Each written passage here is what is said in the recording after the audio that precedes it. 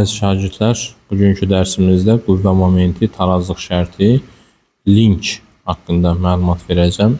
Birinci başlayaq qüvvə momentindən. Deməli, cismə təsir edən qüvvələrimiz var.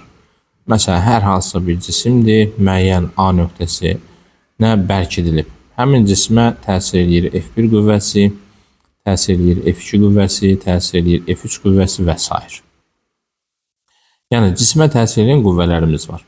Həmin qüvvələrin cismə verdiyi hərəkət növü var. Bəzi qüvvələr var ki, yəni qüvvələr cismə, daha doğrusu belə deyək, iki cür təsir göstərir. Bir, qüvvələr cismə irəliləmə hərəkəti verə bilər. İrəliləmə hərəkəti verə bilər. İki, fırlanma hərəkəti verə bilər. İndi burada biz baxacağıq qüvvənin təsir xətti anlayışına. Qüvvənin təsir xətti nədir? Qüvvəni öz üzərində saxlayan düz xəttə qüvvənin təsir xətti deyilir. Yəni, biz qüvvələrin təsir xəttlərini bu şəkildə çəkə bilərik ki, o qüvvəni öz üzərində saxlasın. Yəni, qüvvənin başlanğıcını və sonunu istədiyimiz qədər uzadırıq. Buna deyirik qüvvənin təsir xətti. Yəni, qüvvəni öz üzərində saxlayan düz xəttə qüvvənin təsir xətti deyilir. İndi baxdıq ki, bu üç qüvvədən sadəcə F1-in təsir xətti dayaq nöqtəsindən bərkidilmə oxundan keçdi. Ona görə də tərif olaraq deyirik ki, birinci təsir xəttinə tərif veririk. Qüvvəni öz üzərində saxlayan düz xəttə qüvvənin təsir xətti deyilir. Təsir xətti dayaq nöqtəsindən keçən, bərkidilmə oxundan keçən qüvvələr cisimə irəliləmə hərəkəti verir. Təsir xətti dayaq nöqtəsindən keçməyən qüvvələr isə cisimə fırlanma hərəkəti verir. Demək ki, bizim F2 və F3 qüvvələrimiz cisimlərə fırlanma hərəkəti verəcək. Məsələn, tutaq ki, biz hər hansısa bir düzbucaqlı formalı cisim götürsək, belə bir cisim götürsək, biz bilirik ki, düzbucaqlının kütlə mərkəzi onun diaqonallarının kəsişmə nöqtəsindədir. Məsələn, diaqonallarını da çəkirəm. Tutaq ki, bizə təsir edir F1 qüvvəsi, təsir edir F2 qüvvəsi, təsir edir F3 qüvvəsi. Avtomatik biz biləcəyik ki, bu F2 və F1 qüvvələrimizin təsir xətləri kütlə mərkəzindən keçmədiyi üçün F2 ilə F1 cismə fırlanma hərəkəti verəcək. F3 isə cismi irəliləmə hərəkəti elətdirəcək. Cismin qüvvənin fırladıcı təsirini xarakterizə edən vektorial fiziki kəmiyyətə qüvvə momenti deyilir. Qüvvə momenti M hərfi ilə işarə olunur. Qüvvə momentinin vahidi 1 Newton vurulsun metrdir. Fırladıcı qüvvədən gedir söhbət şagirdlər. Məsələn, ta ki, bizim qüvvəmizin təsir xətti budur. Məsələn, F2 qüvvəmizin təsir xətti budur. Sonra F1 qüvvəmizin təsir xətti isə budur. Artıq bu qüvvələr nə edir? Bir düz xəttin üzərində yerləşir. Dayaq nöqtəsindən, kütlə mərkəzindən qüvvənin təsir xəttinə endirilən perpendikulyara qüvvənin qolu deyilir. Bax, bu önəmlidir. Qüvvənin qolunun tapılması məsələsi. Dayaq nöqtəsindən, kütlə mərkəzindən qüvvənin təsir xəttinə endirilən perpendikulyara deyirlər qüvvənin qolu. Hal-hazırda bu məndən ötürü D1 qoludur. Bu isə D2 qoludur. Yəni F2 qüvvəsinin qolu. Qüvvənin qolu D hərfi ilə işarə olunur. Qüvvə qolu məsafə olduğuna görə vahidi 1 metrdir. O qüvvənin qolundan danışa bilərik ki, həmin qüvvələr cismə fırlanma hərəkəti versin. O zaman dayaq nöqtəsindən və ya kütlə mərkəzindən qüvvənin təsir xəttinə endirilən perpendikulyara, yəni dayaq nöqtəsindən qüvvəyə qədər olan ən kiçik məsafəyə qüvvənin qolu deyilir. D hərfi ilə işarə olunur və vahidi metrdir. Qüvvə momentinə belə bir tərif verə bilərik. Qüvvə momenti cismə təsir edən qüvvə ilə qolun hasilinə bərabərdir. M bərabərdir FT düsturu ilə hesablanır. Bizim qüvvə momentimiz qüvvənin qolundan asıllıq qrafiki, qüvvə momentimizin qüvvədən asıllıq qrafiki olacaq düz mütənasiblik. Deyəcək düz mütənasiblik. Buradan biz qüvvəni təyin edəcək olsaq, qüvvəmiz F bərabərdir M bölü D düsturu ilə hesablanır. Əgər qüvvə momentimiz sabitdirsə, onda qüvvənin qolu ilə qüvvə necə asılıdır? Tərs mütənasib asılıdır. Artıq qüvvənin qolu ilə qüvvə arasındakı momentin tərs mütənasib asılıdır. Yəni, biz bunu yaza bilərik ki, F1 bölü F2 bərabərdir D2 bölünsün D1. Belə, bax, bu oldu bizdən ötürü qüvvə momentinin düsturu. Qüvvə momenti vektorial kəmiyyətdir. İstiqaməti sağ yivli burğu qaydası ilə təyin olunur. O yuxarı siniflərdəki, daha doğrusu universitet materialı olduğu üçün biz onun haqqında, istiqaməti haqqında danışmayacağıq. Yəni istiqaməti hal-hazırda bizə belə deyək də orta məktəbdə düşmür. İndi gələk cisimlərin tarazlıq şərtinə. Cisimlərin tarazlıqda qalması üçün 2 dənə əsas şərt ödənməlidir. Birinci şərtimiz nədən ibarətdir?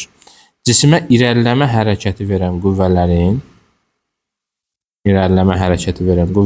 əvəzləyicisi 0 olmalıdır. Bu o deməkdir ki, həmən qüvvənin həm x oxu boyunca proyeksiyası 0 olsun, həm də y oxu üzərindəki proyeksiyası 0 olsun. İkinci şərtimiz ondan ibarətdir ki, cisimə fırlanma hərəkəti verən qüvvələrin momentlərinin həndəsi cəmi 0-a bərabərdir. Bax, biz bu ifadəyə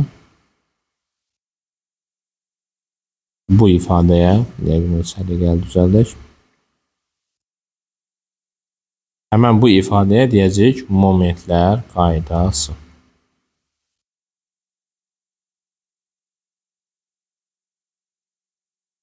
Momentlər qaydası. Bəs bax, bu 2 şərtimiz ödənir. Tutaq ki, indi biz hər hansısa bir dayaq götürürük, çubuq götürürük daha doğrusu. Həmin çubuğun müəyyən bir dayağa bərkidirik. Bu çubuğa təsir eləyir F1 qüvvəsi, təsir eləyir F2 qüvvəsi, təsir eləyir F3 qüvvəsi və təsir eləyir F4 qüvvəsi.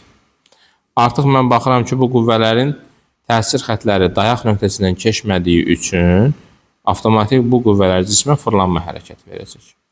Mən bilirəm ki, bizim F1 və F4 qüvvələrimiz cismə sadə əqrəbin əks istiqamətində fırlanma verir. F2 və F3 qüvvələri isə sadə əqrəb istiqamətində fırlanma verir. Artıq birinci şərtimiz ödənir. Çünki irəliləmə hərəkəti verən qüvvələrimiz yoxdur. Onda biz nə yazmalıyıq? 4 qüvvə olduğuna görə M1 plus M2 plus M3 plus M4 bərabərdir 0 yazmalıyıq. Belə bir şərtimiz var ki, sadə əqrəb istiqamətində fırladan momentləri mənfi, sadə əqrəbin əksinə fırladan momentləri isə müsbət qəbul edirlər və istiqamətdən canlarını qurtarırlar. Ona görə də M1 plus M4 çıxılsın M2 çıxılsın M3 bərabərdir 0 yazırıq. Buradan M1 plus M4 bərabər olur M2 üstə gəlilsin M3. Bax, artıq biz buradan tarazlığın şərtindən anlayırıq ki, əgər çubuq tarazlıqdadırsa, cisim tarazlıqdadırsa, o zaman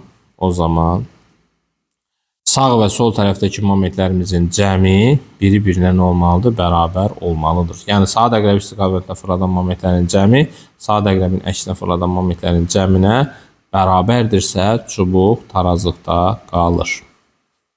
Bu oldu bizim tarazlıq şərtimiz. Sağ və sol tərəfdəki momentlər bir-birinə bərabər olmalıdır. İndi, məsələn, tutaq ki, burada belə bir məsələ verir bizə. Belə bir məsələ verir. Deyir ki, tutaq ki, L uzunluqlu çubuqdur. Hər hansısa bir dayağımız var. Bura təsir edir, məsələn, tutaq ki, F1 qüvvəsi, bura təsir edir F2 qüvvəsi. Avtomatik bu istiqamət bizdən ötürü, bu məsafə bizdən ötürü D2 qoludur. Bu məsafə isə bizdən ötürü D1 qoludur. Deyir, məsələn, çubuq F1 və F2 qüvvələrinin təsir nəticəsində tarazlıqdadır. Tarazlıqdadırsa, avtomatik biz nə yazacağıq? M1 bölünsün M2 bərabərdir 1 yazacağıq. Çünki bizim sağ və sol tərəfdəki momentlərimiz bərabər olmalıdır ki, çubuq tarazlıqda qalsın. Demək ki, qüvvə ilə qolu necə asılı olur? Tərs mütənasib asılı qalır. Belə. İndi keçək tarazlığın növlərinə. Tarazlığın 3 dənə növ var. Birincisi olacaq bizdən ötürü dayanıqlı tarazlıq. Yazıram, dayanıqlı tarazlıq. Dayanıqlı tarazlıq nədir? Cismi tarazlıq vəziyyətindən çıxardıqda, məsələn, cisim burada idi, ona təsir edir N reaksiya, aşağı doğru təsir etmişik. Cismi tarazlıq vəziyyətindən çıxardıq, onda N reaksiya bu istiqamətdə təsir edir, ağırlıq yenə də aşağı təsir edir. Onda əvəzləyici qüvvə cismi əvvəlki vəziyyətinə qaytarmağa çalışır. Cismi tarazlıq vəziyyətindən çıxardıqda o əvvəlki vəziyyətinə qayıdarsa, belə tarazlığa dayanıqlı tarazlıq deyilir. Dayanıqlı tarazlıq halında cismin potensial enerjisi minimum olmalıdır. Yəni cismin kütlə mərkəzi, ağırlıq mərkəzi yerə daha yaxın olmalıdır ki, cisim tarazlıqda qalsın. İkinci şərtimiz dayanıqsız tarazlıq. Dayanıqsız tarazlıq. Dayanıqsız tarazlıqda isə cismi tarazlıq vəziyyətindən çıxardıqda, məsələn, N reaksiyadır, F ağırlıqdır. Cismi mən tarazlıq vəziyyətindən çıxardığında N reaksiya bu şəkildə olacaq, F ağırlıq yenə də aşağı olacaq. Onda əvəzləyici qüvvə cismi öz əvvəlki vəziyyətindən uzaqlaşdırır. Cismi tarazlıq vəziyyətindən çıxardıqda o əvvəlki vəziyyətindən uzaqlaşarsa, belə tarazlığa dayanıqsız tarazlıq deyilir. Dayanıqsız tarazlıq halında potensial enerji öz maksimum qiymətini alır. Yəni, cismin kütlə mərkəzi öz sıfır səviyyəsindən nə qədər yuxarıdadırsa, o cisim bir o qədər dayanıqsız haldadır. Və nəhayət üçüncü, fərqsiz tarazlığımız var. Fərqsiz tarazlıq. Bu da adından məlumdur ki, cismi tarazlıq vəziyyətindən çıxardıqda onun tarazlığında heç bir fərq yaranmır. Məsələn, cismi gətirdik bura, yenə də N reaksiya var, F ağırlıq var. Bunlar bir-birini tarazlaşdırır, əvəzləyici olur 0. Ona görə də cismin tarazlıq vəziyyətindən çıxardıqda onun tarazlığında heç bir fərq yaranmazsa, belə tarazlığa fərqsiz tarazlıq deyilir. Fərqsiz tarazlıq halında cismin potensial enerjisi öz qiymətini dəyişmir, sabit saxlayır. Belə. Bu oldu bizdən ötürü qüvvə momenti, qüvvə momentinə aid tarazlıq şərtləri. İndi gələk sadə mexanizmlərə, sadə mexanizmlərdən linç haqqında danışacağıq, lincin tarazlığından danışacağıq və lincin qazancından danışacağıq. Birinci burada onu da qeyd edeyim ki, şagirdlər bunu unutmayın. Kütlə mərkəzi, cismin bütün kütləsinin toplandığı nöqtəyə cismin kütlə mərkəzi deyilir. Ağırlıq qüvvəsi həmişə cismin kütlə mərkəzinə tətbiq olunur. Ona görə də kütlə mərkəzinə çox vaxt ağırlıq mərkəzində deyilir. Tərif olaraq belə də deyə bilərik. Cismə irəliləmə hərəkət verən qüvvələrin təsir xətlərinin kəsişdiyi nöqtəyə kütlə mərkəzi deyilir. Yadda saxlamaq lazımdır ki, kütlə mərkəzi cismin üzərində ola da bilər, cisimdən kənarda da ola bilər. Məsələn, halqa şəkilli cisimlərin kütlə mərkəzləri onların kənarındadır. Yəni, cismin üzərində deyil. Və yadda saxlamaq lazımdır ki, bəzi düzgün həndəsi fiqurların həndəsi mərkəzləri ilə kütlə mərkəzləri üst-üstə düşür. Və məsələn, tutaq ki, L uzunluqlu çubuğumuz varsa, əgər çubuğun kütləsi varsa, avtomatik ağırlıq qüvvəsi həmin kütlə mərkəzinə tətbiq olunur. Bunu həmişə biz özümüz çəkəcəyik. Əgər çubuğun kütləsi çəkisi nəzərə alınırsa və çubuğun uzunluğu L-dirsə, onda bizim kütlə mərkəzimiz L böl 2-yə bərabər olacaq. Keçirik sadə mexanizmlərə. Sadə mexanizmlər nələrdir? Qüvvədə qazanc əldə etmək üçün və ya qüvvənin istiqamətini dəyişmək üçün istifadə olunan qurğulara sadə mexanizmlər deyilir. Sadə mexanizmlər iki tipə ayrılır. Birinci tip sadə mexanizmlər olur linç tipli. Linç tipli sadə mexanizmlərə aiddir lincin özü, blok, dolama çarx.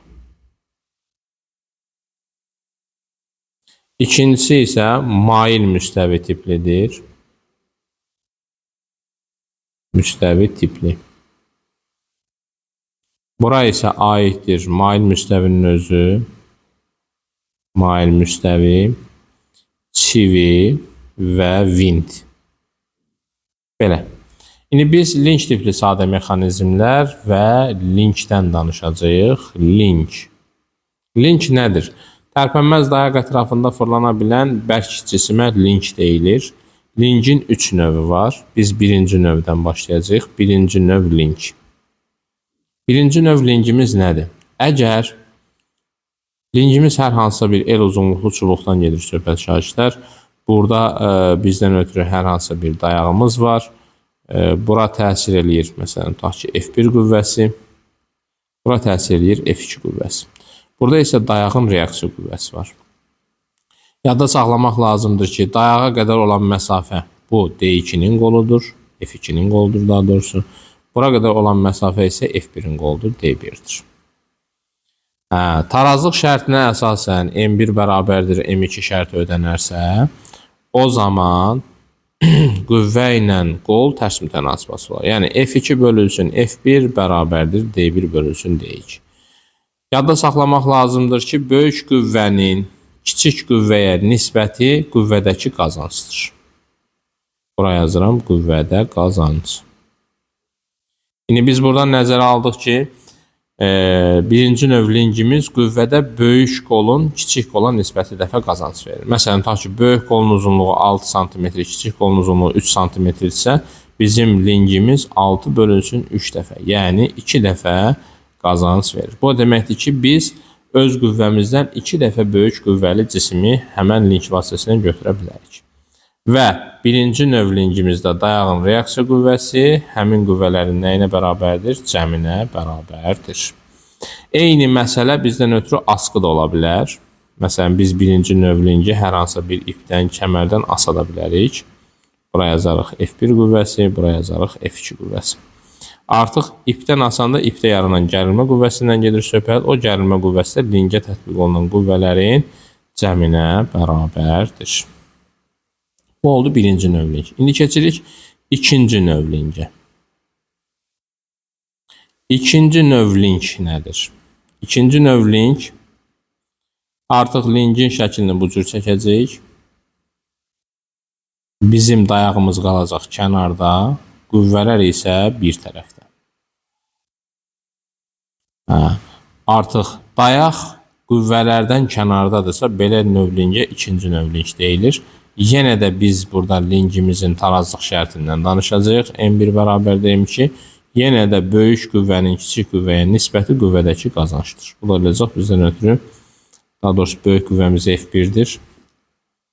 Onu düzəldim. Qolu balaca olan böyük qüvvədir. Ona görə də F1 bölünsün F2 bərabərdir. D2 böl D1 ifadəsini alarıq. Baxın, F1 qüvvəsinin qolu budur. D1.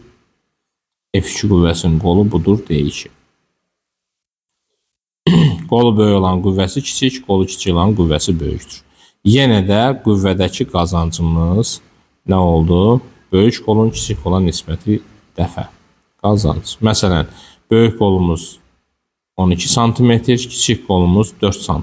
Onda qazancımız 12 bölünsün 4 olacaq. Yəni 3 dəfə qazanc vermiş olacaq. İndi artıq burada dayağın reaksiya qüvvəsi var. Mən bilirəm ki, dayağın reaksiya qüvvəsi ilə F2'nin cəmi F1'ə bərabər olması lazımdır. Onda reaksiya qüvvəmiz F1 çıxılsın F2'yə bərabər olacaq. Sonra gəlirik üçüncü növ linkimizə. Üçüncü növ link. Üçüncü növ link isə